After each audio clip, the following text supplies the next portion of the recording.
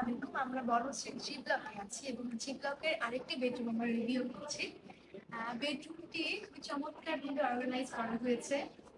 বেডরুমের colour combination, curtain, furniture এবং closet, dressing table সবগুলোর কালার কম্বিনেশনটা আমরা নিয়ে রেখেছি হোয়াইট এবং কার্টেনের সঙ্গে ম্যাচ করে রেখেছি অ্যাশ।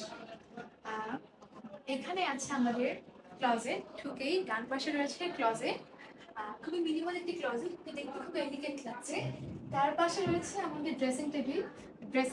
ড্রেসিং টেবিলের পাশে আমরা দুইটা স্টোরেজ রেখেছি। একটা হচ্ছে ড্রেসিং টেবিলের যে অর্গানাইজিং জিনিসগুলো থাকে সেগুলো, এবং একটা শোপিস কর্নার। আর এখানে আছে আরেকটি ডেকোরেটিভ ওয়াল, সেখানে আমরা কিছু হালকা লাইটিং করেছি এবং প্যানেলিং করেছি। সব মিলিয়ে খুবই চমৎকার, খুবই ছোটোর মধ্যে খুবই চমৎকার একটি রুম আমরা এটা